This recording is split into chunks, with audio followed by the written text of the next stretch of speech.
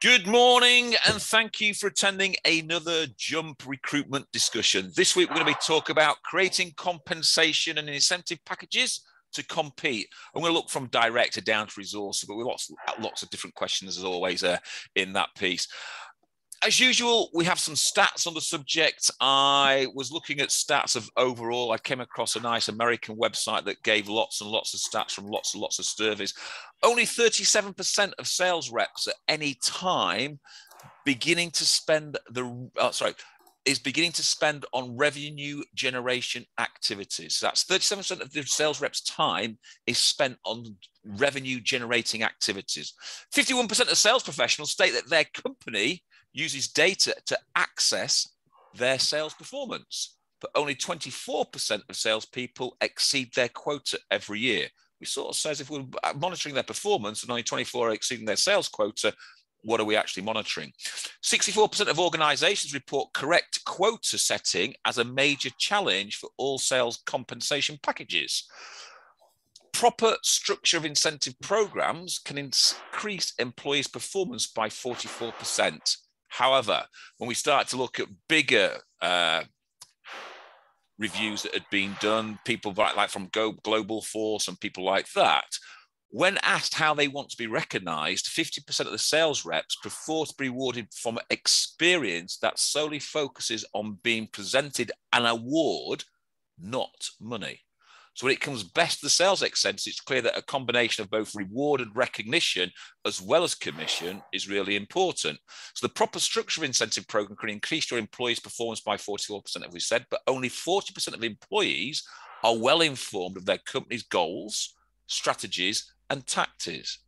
Matters are only made worse, according to Global Force studies, that show only 40% of organizations provide their managers with the necessary tools for reward and recognition. That said, a common assumption is that employees prefer cash, when the truth is, according to Gallup, 65% of employees actually prefer no cash or non-cash incentives. An incentive survey found that 47% of employees want to receive a personal reward spontaneously, and they found in a survey that 38% of employees want to receive rewards in exchange for good work. Again, a big survey by Global Force showed that 65% of employee studies strongly agree that both travel and merchandise awards are remembered longer than cash payment.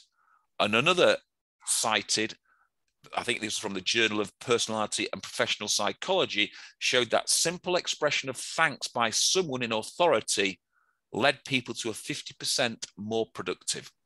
So it's really going to be interesting when we talk about reward, recognition, and commission structures, how that pans out, listening to some of the stats there. This week, we've got Paul Jacobs and Heather Solway. Heather is actually jumping off at 11:30 because she's going for a meeting. I believe Dave is somewhere in sunny Wales this morning. So let's kick off. Is money the best way to motivate your employees? And the answer to that is it depends. Get off the fence. I think it depends which employees and what it is you're trying to motivate them to do. So I think it's clear that there are some people who are more motivated by money than others, and it's very individual. And I think that's really interesting in our industry, actually, because I think for many, many years we've gone out specifically to hire people who are motivated by money, and therefore it's very difficult to change what we use to motivate them, because we've specifically gone and looked for people who are motivated by money. But if you look at the theory, there's Hertzberg is the oldest, I think, theory, and that says that money is actually a hygiene factor, isn't it? So the absence of money demotivates people, but actually money is really only a very short-term motivator. So it depends on the behaviours you're trying to get, I think, Howard. Sometimes if you want a short-term behaviour change, money can be a good motivator and a good incentive for the right people. But long-term behaviours, I'm not absolutely sure that money is the best way to focus your efforts. Mr. Jacobs, follow Well, I that. mean, well, I can't. I mean, how can you follow that? As Heather's said it extremely well. I think let's take a look at where we are right now to answer the question. I think most recruitment businesses are experiencing what I'm about to say, one way or another. So there is there are a real shortage of recruitment consultants on the market. As with every employment sector in this country, our industry is also short of people. So there are gaps and vacancies in just about every recruitment business you can think of, certainly the ones we work with. Everyone's looking for a new member of staff or several members of staff. And what's going on at this time is that people, competitors, are, to use that expression, tapping up other competitors' staff to see if they can woo them to go and work in their businesses with varying success. If money is the only motivator, people wouldn't be losing staff, because I believe very firmly money is not the only way to keep people in your business. I definitely think that you have to ensure that your OTE packages are similar to others. You can't be too far behind the curve. Neither do you need necessarily to be ahead of the curve. If you can't afford it, you need to be paying at the right level. But if you get into a war on wages, if you try to make sure that the way you're going to keep people in your business is purely to make certain that you pay them better than anybody else, that's a battle you're never going to win. There's always going to be somebody out there offering more money, better benefits, better salaries, better commission than you. It's just, you can't win that battle. So you've got to look beyond that point. You have to say, I'm going to work really hard to make sure our people are paid the right rate. We want to make sure they're well paid, but I'm going to do a whole lot more than that. And a whole lot more than that talks to how you treat people, what kind of career paths you give them, the coaching that you provide, the small touches, the touches that make people aware that you truly value them. And we can talk about those things. It's creating that family environment that people love. And very often, and you'll often see, I've seen this many, many, many times, people work for businesses that they love, with people they love working with, for less money on occasion than they could earn elsewhere. Even though they have the opportunity and the ability to go and work somewhere else, they choose not to do that because they're extremely happy where they are. And in those cases, money is not the motivator. It's all about hearts and minds. It's about making sure that you get close enough to your employees in every sense to ensure that they are welded to your business and see them and see a great future for themselves going forward. So money is not the only way. It's a part of it, as Heather said correctly, but it's one asset, one facet. So to cut you short, Paul, there, because obviously we've got lots to cover, I absolutely agree with what both you and Heather say on that. So I think, to me, then the first incentive when we start to look about the best way to motivate people is to motivate the managers to actually recruit the right people. And I had this conversation with a client a couple of days ago about recruiting the right people. And the comment was, but there's not many people like you and me who will work all the hours and do the right things. And I said, well, there are people out there. We're just not finding the right people. And I told her a story about when I was in holiday, the first time I'd gone on holiday with my son after getting divorced, and we went to America. And every other day, when we walked into our room, the rooms were every day pristinely cleaned and absolutely brilliant. But every other day, his toys had been moved around the room in certain positions. He started to find this a really good fun exercise, etc. Oh, well, what's happened today? Where have they moved today, etc., etc., etc. So after about, towards the end of the holiday, I went to find the general manager and asked who's cleaning our rooms. And he said, we have two people cleaning our rooms. One cleans it on, alternate days. So I said, which person did it on this day? I said, oh, this person. I said, can I meet that person? He said, yeah. And what I found out, this lady she said, I'd obviously understood that you had a small child. There was just you. I just wanted to make your holiday a little bit more fun, a little bit more exciting for the child. So she was going massively above and beyond the other person. In fact, the other person's room was she was a better cleaner, but this person made that so much more fun. So it was recruiting the right person. And she had that intrinsic view of what you're saying, Paul. Recruit the right person and money will come after that. But she did that absolutely there. So she didn't do what she's paid to between 9 and 5, and that's all she did. She did the other bits that go on top, and that's the bit that we're looking for. So I think the first incentive needs to be finding the right people, and that's your management team, recruiting the right people to do the things that you want them to do. And then money isn't the motivator. It's all about what you do as a job and how good you are as a job. So if we looked at that, what other incentives then can you put into place for your team that isn't just about money?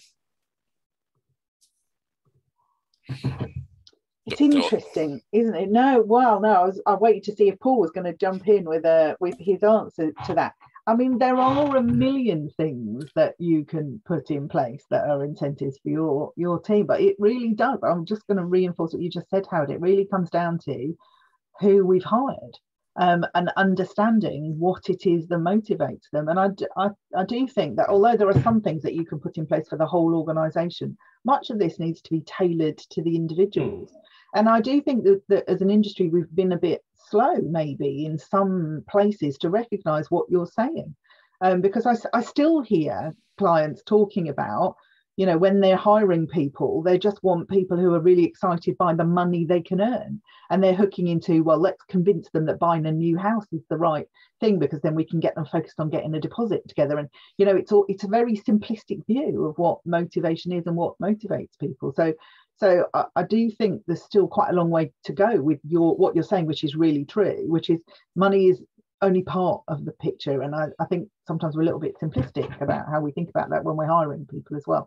But in terms of what other incentives can you put in place for your team, there's lots and lots of other things that you can do that aren't financial, some of which cost money in terms of benefits that you put in place, and those which really don't. And I think you said in your data, travel is remembered, isn't it? Things, events, the way you make people feel, are the sorts of social aspects to the job, that creating a culture, that focusing on values and family and the experience in the workplace. All of those things I think are really important to put in place for your team. I think what you're saying there is it's creating a memory where money doesn't create a memory. It's a feeling, isn't it? It's a feeling. It's a touch. Of belonging. And before Paul goes in, I'll talk about that. And you know, if Paul and I were obviously at Deco at the same time, and we had the big winner's trip is your holiday. But what you seem to forget that only 10% of the top 10 people in each individual company actually went on those trips. And so what you tended to find was, you know, as a business of X thousand employees, that after quarter one, nearly 25 to 30% of those people had switched off that incentive. By the end of quarter three, you know, what you'd find is that 90% of the business had switched off that incentive, and they weren't bothered about the incentive because they knew they were never going to qualify. And that was the same thing all over and over again. So even some of the things where it's a big holiday, that will have created great memories for those people that went on it, but it missed probably 95% of the organization were not incentivized by it and therefore didn't see it as reward and recognition. Paul? Yeah, I mean, look, I think it's a good, what you're looking for is a blend. Clearly you look at your benefits, and I think, you know, traditional benefits, things around some medical care and those sort of things, gym membership, all those things are kind of fairly commonplace. If you, as Heather said, if you choose to have them, there's a cost involved. Certainly some of the things that many of my clients are now doing is looking at individual incentives, and the word itself is not necessarily the right word. It's almost a benefit for me. So giving people a spoil yourself type benefit every year where they get, and I'm going to come up with this random number, it isn't a number I'm recommending. Let's say you were giving somebody £500 to spend on whatever they wanted by way of their personal life. So if they're like me and they're learning to play the guitar, perhaps they'll put that towards guitar lessons, or maybe they put that towards yoga classes, or they want to go fell walking. God knows where these things are coming into my brain, but they buy themselves kit or whatever. So essentially you give them something that's nice for them that isn't work related. But if I look at the broader question, what other incentives can you put in place for your teams? Number one in my brain always comes down to learning and development. I genuinely believe that people need to feel that they can progress in a business, that they can be developed. And it doesn't matter about the size of the business. It's about their opportunity to grow, to be stretched, to learn new things, take on more responsibilities. Now, we know not everybody wants to be a manager, not everybody wants to be a leader. That's fine. We've always said that's perfectly acceptable. But people do want to be developed, to become better at their work. If they decide they only want to be a recruitment consultant, we should be obviously trying to make them the very best professional that we can make them become, for their own self-worth and for the amount of money they may make for themselves and for the business. So how are we developing our people? Learning and development and coaching is vitally important, I think, when you look at that. And it doesn't have to be expensive, and things around mentoring become very important too. Taking time out to really get close to your people, to know them, to understand the individual drivers, what they want from their careers and their lives, is very important, then blended with the things on a generic basis you do for everybody. So that can obviously be the things you mentioned, Howard. It can be, if you choose to, trips, winners' trips. It can be quarterly. We often talk about 12-week sprints, quarterly incentives, and so forth. But I think it's a blend, and I think employers are now coming around to that understanding that they're not going to give the same thing for everybody. They're going to try to personalize the incentive program, because, as Heather's correctly said, people tick in different ways. I think one of the stats that said there that, managers are not given the tools to actually help with reward and recognition. They're either not given a budget or given the tools.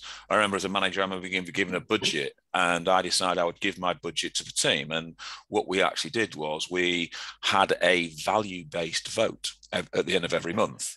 And the value-based vote would be who in the team had helped the team collectively achieve the goals, etc., etc. And everyone had a conversation, everyone had a vote, and the winner got this chunk of cash.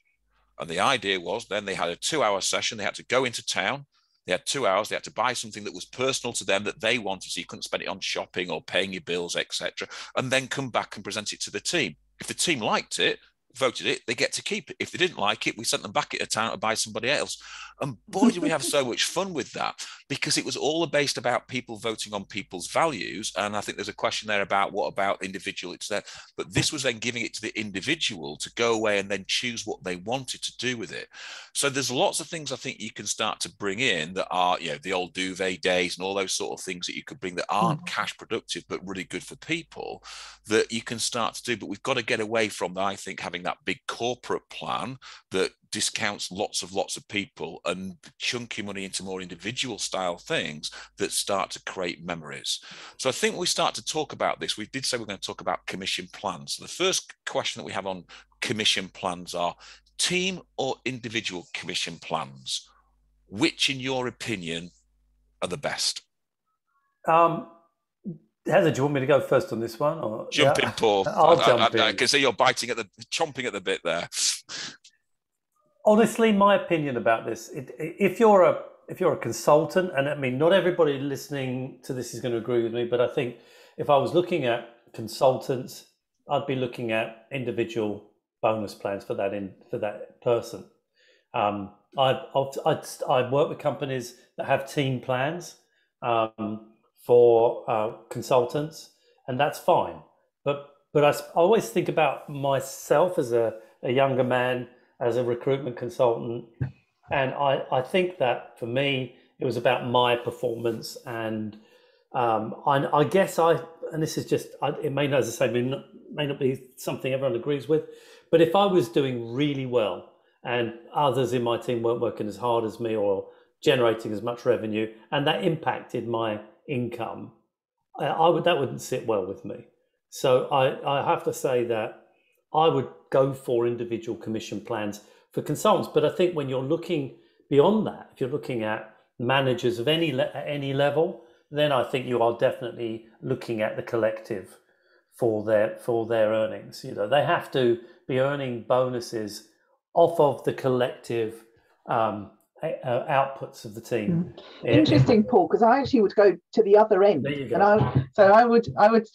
I don't disagree with you that individual consultants need some kind of incentive for their individual performance, but actually I think there's a real place for combining that with a team element, not for the people more senior than them, but the people more junior than them, because I think especially the way in which we're changing the role of consultants now in our industry, and we're getting wider teams working together to fulfill our clients' requirements. I think there has to be some recognition that it isn't just about one individual glory-seeking consultant who's delivering for our clients. It's a team effort, and finding the candidates and keeping the candidates and all of that is equally important as the consultant who has the direct relationship with the client. And so I think the changing roles in our industry mean there is a place for bringing in a team element to it. And I take completely what you say about you know, somebody's not working as hard as you, but it's defining who's in the team. And I think a combination of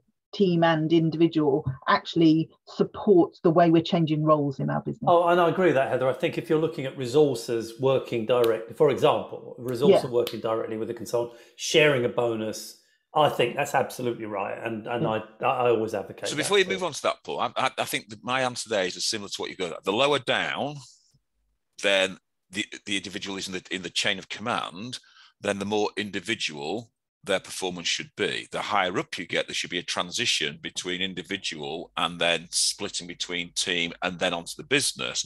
So what Heather's saying, but how you then create that commission is a very different thing. And I think that's the question that we're going to come on to there is, you know, what's the best commission plan that you've come across then for resources? Because I think that we're going to start to open on that. You're going to expand on that comment there, Paul.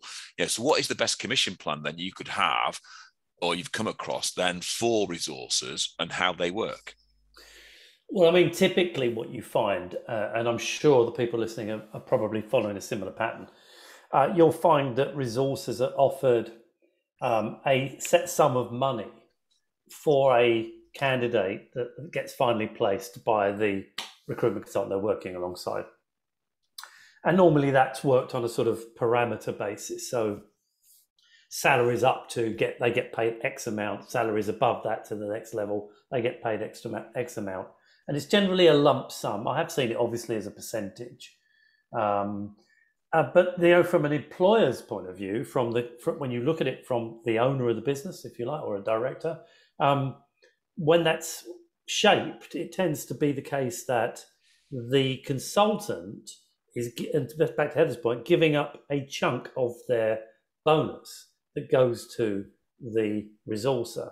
Otherwise, you've got a situation where you're paying out all of that bonus to your consultant and additional bonus to the resourcer. So you're paying an even larger chunk of the fee that you've just gained for the business to your staff. Now, I mean, that's a personal choice. There's always a debate with consultants around this who seem to think they're giving away some element of their bonus when actually they are actually making more money, because if you've got a good resourcer who's helping you to make more placements, you're not losing money, are you? You're gaining money. But anyway, that's a conversation for another day. We can easily justify that point. But that's, I think, kind of how I've seen it traditionally. But I think on that conversation, because I agree exactly what you're saying there, Paul, and on that conversation is it's the mindset of the consultant that's the problem, because the consultant normally has a resourcer and thinks, I'll give you the worst jobs humanly possible and hope you fill them, and I'll carry on filling the good jobs because then I look good. Where when you start to flip that and you say to the consultant, if you give your resourcer the really good jobs and you're going to pay for a percentage, whether it be 10% of your commission or whatever it goes into the resourcing pot, etc. But what we're saying is that if you give them the good jobs to fill, you have a choice then as a consultant. You either find more good jobs to fill or you fill the hard jobs. And I know generally what happens is the consultant goes out and finds the easier jobs to fill. And then you start to double the fill rate. And you know, there's certain people on this webinar that we've done that and introduced that with, where they brought a resourcer in. So they're now the consultant was doing 2 placements a month. Now the resourcer's doing 2 placements a month and the consultant's doing 2 placements a month. And therefore we're getting double the money. But the consultant is giving up a bit of their fee to incentivize the consultant. So back to Heather's, team play, etc., to drive that as a view. And I think it's important that the consultant it's the consultant's mindset that I found is where they struggles with the resources commission plan. But if you get the consultant's mindset right, then that commission plan starts to really double the earnings of the consultant, and they are really then loath to give that resourcer up because they've created a really good revenue stream for themselves. So I think it's an important one to make that the plan is right, but it has to be the mindset of the consultant as well to make that plan work. And I think we also have to remember that not all recruitment now is consultant to client or resourcer consultant to client, single placement, contingent recruitment. We have to be a bit more creative with commission schemes we're putting in because our industry is different. We have relationships with clients where we have exclusive business for significant numbers, where we can place large numbers of people. We have automation that comes in and takes a large proportion of the job away. Our industry is very different in different pockets. And so we have to be more creative about totally. The way in which we say, actually, there's a whole team contributing to the amount of business we do with this client. Yeah. Let's target the whole amount of business we do and not individual bits of the job, like this much for this candidate and this much for that candidate.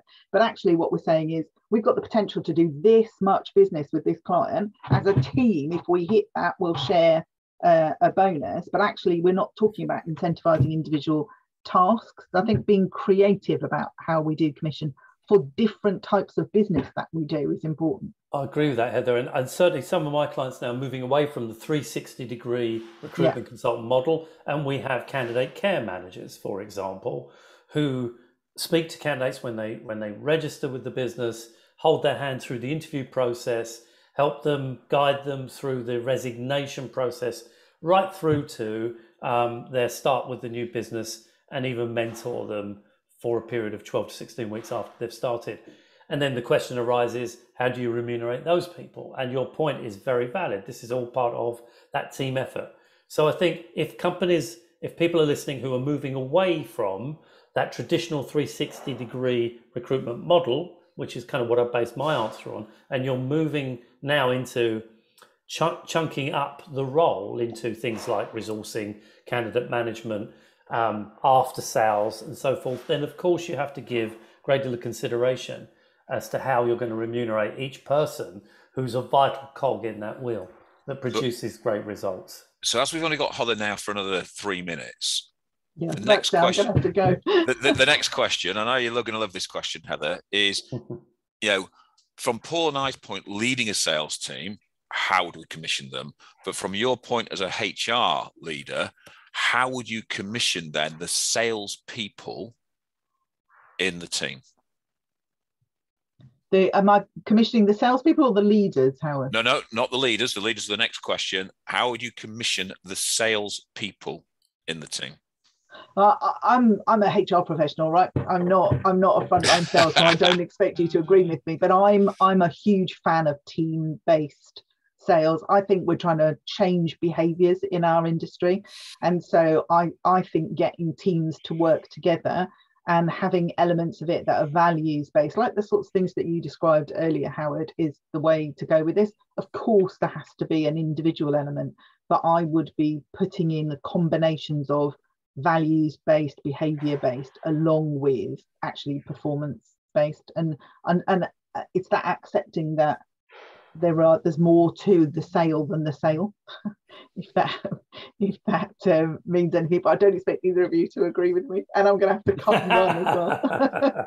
So you're going to have to go, and you're not going to be there to defend yourself. But I shall listen back. I shall listen back when you tell me that what I'm saying is rubbish. No, I also do think it's more valid for leaders and managers, actually.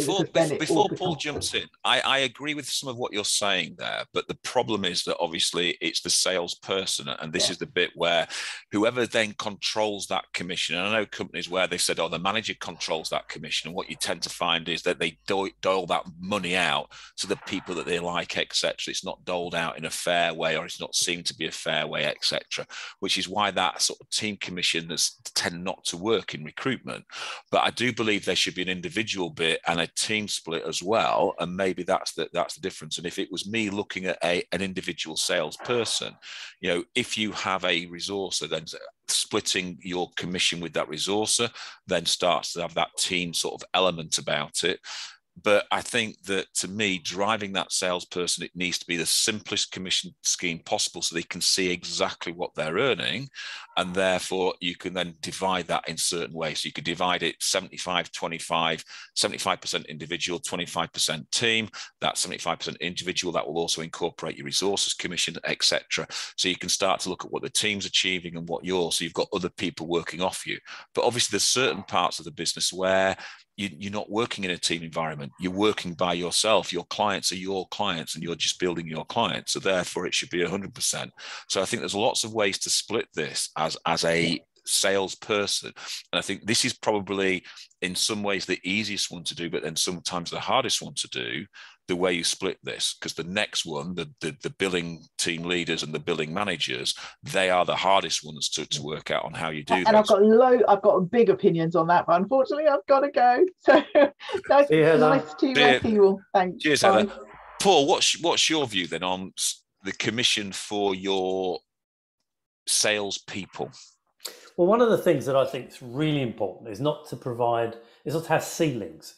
So there should be no barrier to the amount of money that an individual can earn, because I've seen poorly constructed bonus plans in the past where somebody's given a target on a monthly or quarterly or annual basis, they hit those numbers, and then they end up in a situation where they get the bonus that they thought they were going to get, and that's it.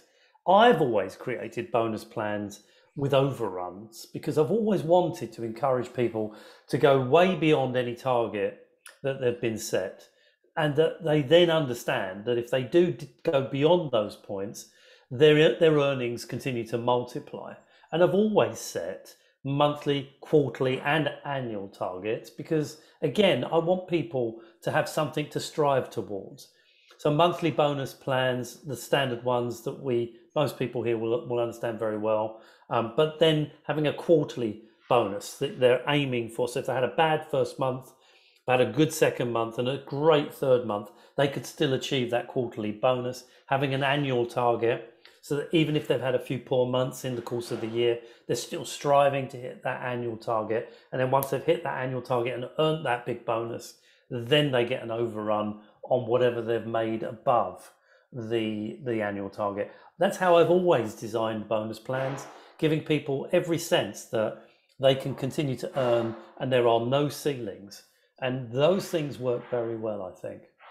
So I think I'm in complete agreement on that, and how that works is driven. And I always think that this is the engine room of your business. These guys and these people need to be driven to perform, and this is where you can motivate by behaviour and change behaviour by money, but it's only a short-term change.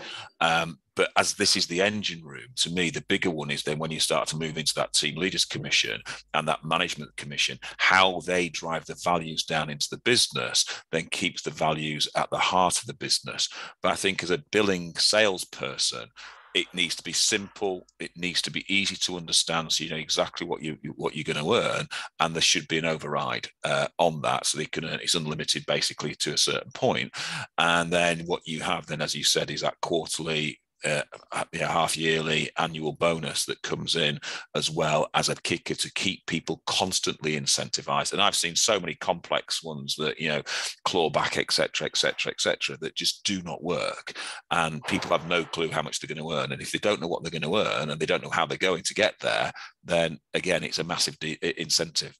So let's look at it's the KISS principle. I mean, sorry to interrupt you, Howard, but I remember at Office Angels, every year, about 3 months before the end of the year, we'd get a group of people together from within the business to start talking about the construct of the bonus plans for the following year.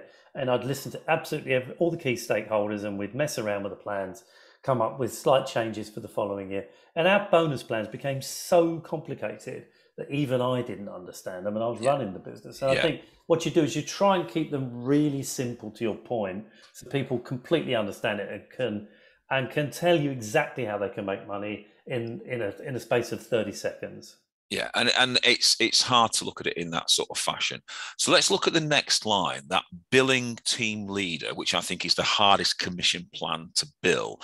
So if you had a billing team leader or a billing manager, how do you commission that person? Because obviously if they've got lots of people underneath them, which either takes their time away from their own billings, or they've got lots of people underneath them that they could actually build a really good business out of. So how would you incentivize that billing team leader? Well, to be clear on this, and I think there's two answers to this. Often managers, they've obviously graduated from being consultants, and very often they remain billing managers.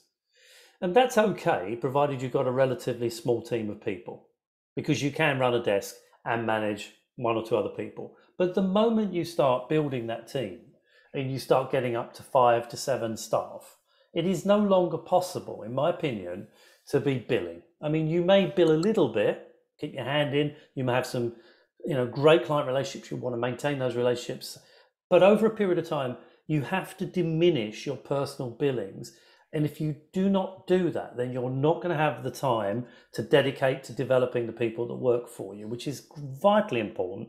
Goes right back to the first question about motivating, keeping people in your business. If you're not going to support, coach, develop, facilitate their development, then you're going to lose people, you're going to churn people very quickly. So there's that transition. Now, I think in the early stages, if you're billing and you're managing a team, then it's probably a blend. You're getting a percentage of your income from your personal billings and a percentage of your income from the overall team, probably minus your billings, otherwise you're getting double bubble.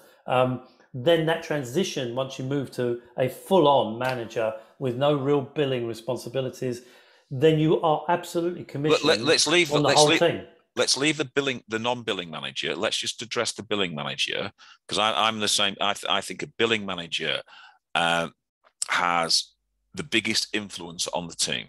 Yeah. Because they are trying to build a team, they're trying to bill as well. So it's see what I do, etc., etc. They have a massive view. So I think that their commission should be split, as you've said there, an individual basis, a certain percentage on a team basis, and then a certain percentage based on the values that they give back into the business and that they're trying to drive within the business. And that's what sort of links back to what Heather was saying, is that these people, because they are the at-desk coach, they are the person that's mentoring and coaching the people to build, they are running the engine room, and they're close to the salespeople that most sort of non-billing managers and the directors of the business. These people therefore need to have that incentive that they are going to earn well. So therefore, if their own billings suffer, then their team billings should start to increase. And what you should be thinking about, and I think as any person moving into the billing manager, again, it's getting the right person into this position, because I always think, I certainly thought as a billing manager, if I could make my team bill more and I then had to bill less, then I'd earn just as much as I was going to earn if I was billing it all myself.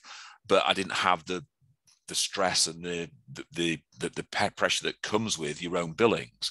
And so if you can build a team, and again, that's having the right person, then it's your own billings, team billings, and then the value that you give back into the business should be incentivized. And I think if you then look at the percentages that you split that and how you work that, that then drives into that position is, when do you become a non-billing manager? And I have a similar question to you. You're talking 8. I think it's 5 or 6. Once you get beyond 5 or 6, really, you can't control those people and bill at the same time, because it's just impossible. So I think at that 5 or 6 level, you go into a non-billing manager. So as a non-billing manager, how would you incentivize a non-billing manager? Well, I think I was saying, I think that you have a collective team target. And again, I think we go back to that initial structure. If you want to pay monthly, very often though, I think once you reach that level, you're probably paying people quarterly and annually.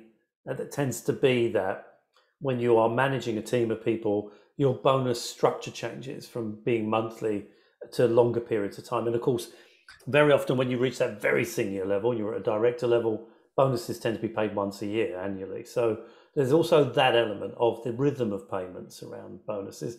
But typically in this situation, you have a business target. It's a business target. And your earnings are going to come off of that business target. So whether that is loaded totally in terms of net revenue, or it's a split between, and I will come to this question, net revenue and profit, unquestionably, your income will come through the overall output of your team without your, as you said rightly, Howard, without any billings necessarily coming from you. I would always say, because I've been in that position, I was there for many years, as I know you was, Howard, I felt like my fingerprints, as it were over virtually every placement that happened in my business. Every temp or contractor we put out had my fingerprints on it. All the clients knew me extremely well, most of whom I'd brought in. But you couldn't find my name against any of the placements.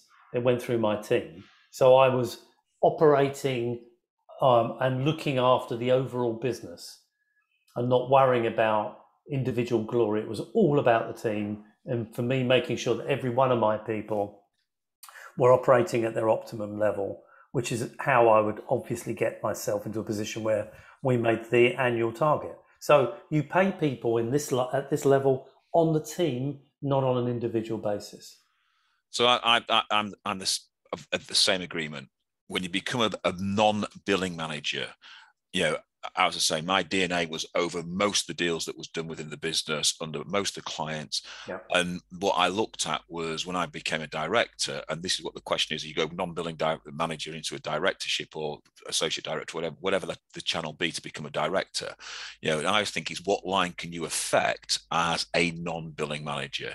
And I think the first line you can affect is the gross profit line, because everybody below you, your team leaders, your salespeople, your resources, all add to that gross profit line. And once you can understand how you can grow your gross profit line and how you affect your gross profit line, then you can start to that transition across from being that non-billing manager into someone who can understand how to run and direct a P&L. Because once you then start to understand how the business is costed and how you run the costs, and this is the bit that we've talked about an awful lot, then attrition starts to come into it. So if you then start to say, we will pay you a certain amount on your gross profit, and we'll say a certain amount on the net profit or EBIT line, that net profit and EBIT line incorporates the cost of employing your people. And that's the probably biggest cost that you've got. So if you've got poor attrition, you're never going to hit your gross profit line. You're never going to hit your net profit line. Yeah. So you're penalizing that piece of business on your net profit, which then goes back into the value proposition. If you're looking after your people and you're providing the right values to them and doing the right thing, then tenure will increase. If tenure increases, we know the person that's been there, the longer the person's there, the more they're likely to be billing. It means you grow that gross profit line. So therefore, controlling the cost of the business become a little bit easier. But that's that transition then from non-billing manager into director, and what that looks like. And I think we've got to start to think that there are lots of people out there that should actually be being non-billing so they can drive their team and increase the overall billings of their team. It's that old question, isn't it? If you want to go somewhere quick, go alone. If you want to go somewhere far, go with the team. And so if we can get that team billing, then, and you're a good manager, they'll do far more on that gross profit line. And then it's then that tipping point between then understanding how to run the business and work from there. Got a question in from Dawn, Paul. Should a non-billing divisional manager always have their commission based around the department's P&L? My answer to that is it should be a proportion around their department, and the biggest proportion should be around that department, but there should also be a portion around the business, linking them back into the business and how they can create value for other members of the team as well. I totally agree with that. It's exactly the way I would answer it. I think you have a percentage that comes out of your team, but I think the overall business as well, because you're looking for collaboration across the various divisions. You want cross-selling opportunities to occur. And people at the senior level should have the overall company's performance at the heart of everything they do, not just their own individual businesses. And what we've got to think about, that non-billing manager, that P&L, it could be you pay them on the gross profit of their team, and then you pay them a percentage of the profit of the overall business, which then links them back into the business. There's so many ways you could cut that, but to me, that's what I do. They can affect the gross profit of their team unless you're giving them full P&L right, then you pay them on the net profit and the EBIT line. So last question before we finish off, Paul. If you were striving to create a high performance culture, should you pay commissions on values and behaviours, not just on cash, revenue generated? Sorry. Yeah, that's a tough question, really, in many respects, because you'd like to think that people that are in your business are bought into the behaviours and values. But I would say, if you put me on the spot here, I would say that modern bonus plans have an element of the bonuses being paid based upon behaviours and values. If you are striving to get a certain level of behaviour in your business, we know that bonus plans dictate behaviour. So if you take yourself outside of our business, just very quickly, if you're buying a car, very often you'll get directly after you've purchased the car a questionnaire asking you for a range of responses relative to the customer care you received. And we know that your answers dictate how much bonus or any bonus they pay the salesman. So if you're striving for great customer care, for example, you might have an element of the bonuses you pay your people related to the feedback you get from candidates and clients, as one example. So I think the answer is yes. If you are particularly strident about certain types of behavior in your business, as you should be, then you need to think about how that's reflected in the commission payments and the remuneration that people receive in your business. And I agree that I think values and behaviours are the things that create reoccurring customers and create customer retention. And when I say customers, I'm talking about not just the clients that we're billing, but also about the candidates that we are dealing with as well.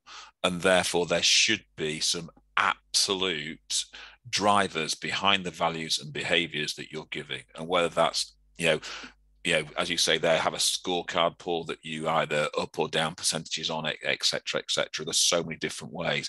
But if we want to move away from being seen as uncaring, et cetera, we have to start to put values and behaviours as part of our drivers from a commission point of view, to make sure that they are driving the business, which links straight back to the first question, which is, if you employ the right people, then behaviours and values are at the paramount of your recruitment process, and therefore you shouldn't really have a problem. If you have time to answer, how would you apply to a company owner of 5 or 6 people who is doing the billings rather than just managing within the business?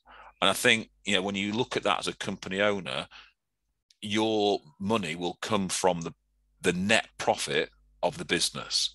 So therefore, depending on how you're managing your business and managing your teams, if your team is creating a huge amount of net profit, that's where you take your money from. If you're adding your own billings to that, then again, you take it from that net profit line at the bottom. To me, that's the easiest way I would do that, rather than paying yourself commission, etc. Because obviously you're attracting tax and NI on that commission, where if you take it below that line, then you attract a less tax and less commission. So you do it on the net profit that you generate from the dividends. business. Dividends is what you're saying. Yeah, dividends. Yeah, absolutely. Yeah. I agree with that entirely. Yeah. Anything else that you want to add, Paul? Because I think this is a topic that we could genuinely talk all day about, and I think we're trying to cram it into 45 minutes. Yeah, I think we may need to revisit this. This is a very convoluted and deep subject matter, because you want to keep your people, as we said at the beginning, incentivized and bought into the business. But let's be very clear, whilst it takes a lot of thought and consideration to try to find the right balance with bonus plans, it's not just about commission. That's not the major reason why people stay in businesses. Be really clear about that point. It's a reason, and it's a significant reason, but it is not the only reason. And you have to work around all of the other things that we talked about to have a rounded, balanced, blended plan that keeps people attracted to your business and sustains their service to your organization for many years. I think the performance of the business is based on one thing, isn't it? People, people, people, people. So if you get the right people, then you should be fine. So next week, as we move into next week, we're going to talk about another thing that's always comes up. How do you target people? And there's a big movement at the moment about target or not to target. And that's going to be the question that we're going to ask week. Do you have to create a good culture? Can you create a performance culture without target, or do you need to target? So join us next week for another recruitment discussion where we're going to hit that question head on. Thank you very much for attending this week, Paul. Thank you. Thanks very much. Heather, as you're going to be listening in, thank you very much for your input. We look forward to seeing you all next week. Once again, thanks very much. Thank you, everyone. Paul. Take care. Bye, everyone.